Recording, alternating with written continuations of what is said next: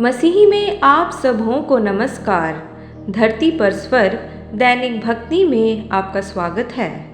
आज का दिन बुधवार 8 जुलाई 22। सुसमाचार के प्रति सच्चे रहें। दूसरा कुरिन्थियों अध्याय 4 वचन 8। हम चारों ओर से क्लेश तो भोगते हैं पर संकट में नहीं पड़ते, निरुपाय तो हैं लेकिन निराश नहीं होते। आज हमारे पास जो मसीहियत है वह हमारे पास सोने की थाली पर नहीं आया। यदि आप मसीही शहीदों के विषय में पढ़ेंगे तो आप पाएंगे कि कई लोग मसीह की उनकी गवाही के कारण मार डाले गए थे और उनके सिर कटवा दिए गए थे।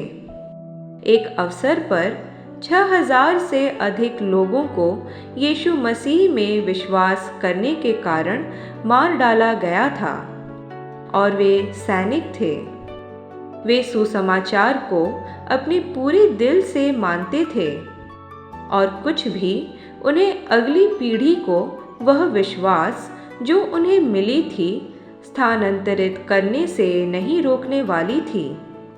वह सभी सालों में जिसमें आपको शायद प्रभु की आराधना करने, कलीसिया में उनकी स्तुति करने, महासभाओं में उपस्थित होने और जीवन बदलने वाली सभाओं में भाग लेने की स्वतंत्रता मिली थी, वह स्वतंत्रता दूसरे पुरुष और महिला जिन्होंने सुसमाचार के लिए अपना जीवन दांव पर लगा दिए, उनके गहरे संघर्ष, प्रार्थना, पसीना, आंसू, खून, विश्वास, दृढ़ संकल्प और जुनून के माध्यम से आई।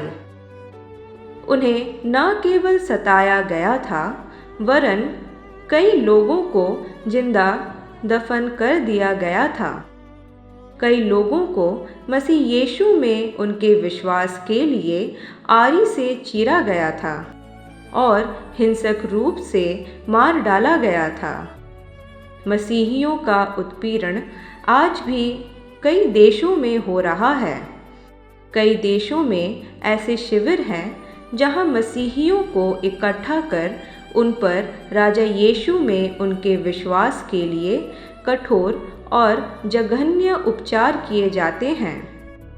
हाल ही की एक रिपोर्ट यह दर्शाती है कि ईसाई दुनिया में सबसे अधिक सताए जाने वाला समूह है।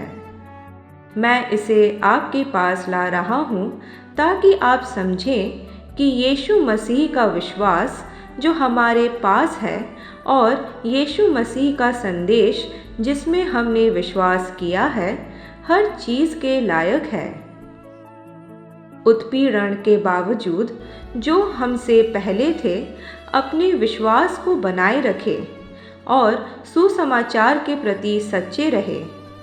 हमारे समय में भी ऐसा ही होना चाहिए। इससे कोई फर्क नहीं पड़ता कि आपके शहर या राष्ट्र में क्या हो रहा है। मसीह के प्रति सच्चे रहें, अस्थिर ना हो। जैसा कि हमारे विषय वचन में पढ़ा गया है, हम हार नहीं मानते, हम नहीं छोड़ते। हर मौसम में परमेश्वर का वचन प्रचार करें। आपको चुप रखने के लिए कुछ भी भयानक या डरावना नहीं होना चाहिए, क्योंकि आप में जो है वह इस दुनिया के विरोधियों और प्रतिकूल परिस्थितियों से भी बड़ा है। महिमा हो। अब इस भविष्यवाणी की घोषणा को मेरे पीछे दोहराएं।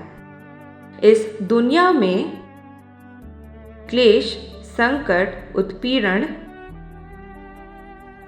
या संकट के बावजूद मैं मसीह यीशु, मेरे प्रभु जिन्होंने मुझसे प्रेम किया, उनके द्वारा एक विजेता से भी बढ़कर हूँ। मैं आश्वस्त हूँ कि न मृत्यु, न जीवन, न स्वर्गदूत, ना प्रधानताएं, ना ही शक्तियां और ना ही कुछ भी मुझे परमेश्वर के प्रेम जो मसीह यीशु में है उससे अलग करेगी। मैं दृढ़, अटल, पृथ्वी के छोर तक सुसमाचार फैलाने के कार्य में हमेशा भरपूर लगे रहता हूं। आमीन।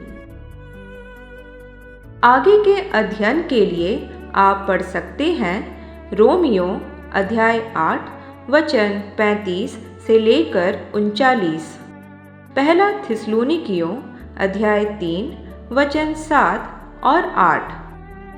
यदि आप 365 दिवसीय बाइबल पठन चुनौती में भाग ले रहे हैं तो आज के लिए आपका पाठ है प्रेरितों के काम अध्याय 3 से लेकर 5। प्रिय संत, आप महिमामय प्रकाश में चमकने के लिए बनाए गए थे।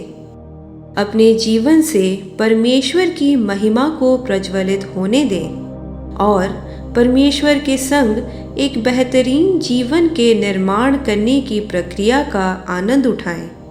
आज राजा यीशु के नाम में आप पर बोले गए भविष्यवाणी की बातें आपको हिम्मत दें और मजबूत करते रहे। आमीन। कल तक के लिए हियाब बांधे रहें। Shalom shalom.